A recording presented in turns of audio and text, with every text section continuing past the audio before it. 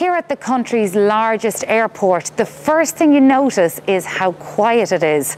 There are no queues for check-in, no queues for security, and finding a car parking space is not a problem. Between January and August of this year, 3.8 million passengers moved in and out of Ireland. Last year, in the same 9 months, that was 14 million passengers.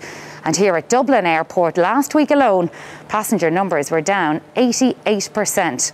All of this in an industry that supports 140,000 jobs nationally. In Terminal 2 today, you could almost hear a pin drop. The entire day's flight departures fit on 2 screens. It's so quiet. There is nobody.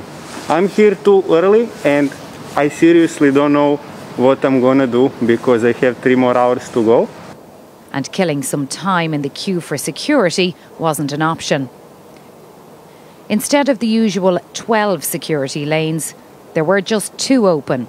We staff, were in at 10 to 4 this morning, 20 past 3 this morning, and they might have dealt with maybe 2 or 3 passengers. So it's really, really difficult to, try and keep them motivated, and it becomes a very, very long shift. Without passengers, there were few customers for the shops and duty-free. The unsold confectionery is on sale because it's now nearing its sell-by date. In such a short space of time, it has changed dramatically. The footfall has just literally disintegrated. It's gone from very high numbers down to, for a period there, virtually nothing. Those who return lost property to passengers are finding they've very little to do. We would generally have, in peak, between 800 and 900 items a month coming through the warehouse. As I said, we've had 27 items since March. The largest owner of commercial aircraft in the world says airlines here are being put at significant risk because we aren't testing at airports. Around the world, testing centres are now built in airports to facilitate the stable return of air travel. That is not the case in Ireland. We do not have a testing centre built in Dublin Airport nor in Cork Airport. Without that, we will see the demise of airlines and air travel into this country. For the few who were travelling today, there was a universal feeling. Quite surreal actually, they've been as quiet as this. I've never experienced this in all my years in travelling. But it's strange because you don't have a people, you don't know what is open inside. Honestly, it's like an apocalypse film. Just like, it's so weird walking about and there's nobody there.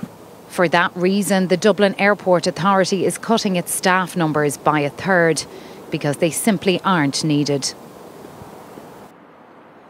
Well, here with me now to discuss the future for Dublin Airport is Paul O'Kane, Communications Officer with the DAA. Paul, we heard in that report from Angus Kelly of AirCap, and he said that without testing in airports, we're not going to get passengers back into airports, and that businesses, a whole range of businesses, will suffer as a result. When are we going to see testing? We've been suggesting that we should have a pre-departure test as far back as July. We've been engaging with government departments and other key agencies in recent weeks to outline how that could work. You could have a pre-departure test from high-risk zones, but actually the government effectively will take the decision in relation to this. It's not a decision that the Airport Authority will take, and it will make most sense to bring in a European-wide test protocol in line with the new European system for travel. Now, so far this year, the DAA has said it's had losses of 150 million. How long can that be sustained for? We're in a very, very difficult financial position, but it's not just the position that the company's in, it's the position of staff and all of the people who are dependent on this airport. 130,000 people that depend on their livelihoods for Dublin Airport. It facilitates and supports 130,000 jobs. That's 130,000 fathers, mothers, sisters, brothers who are dependent on what happens here to support them and to support their families. And unfortunately, last week we lost the first of a number of people from the company. 36 of our staff took a voluntary severance package from the business, and we're having to do that because we simply don't have the work. And sadly, that's just the beginning, and that ripple effect is going to be seen right across the country because we support jobs right across the country.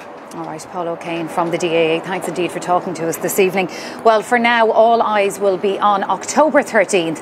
That's when a decision is expected to be made at the earliest on a pan-European plan for travel restrictions and movement within Europe, which the Irish government is expected to sign up to.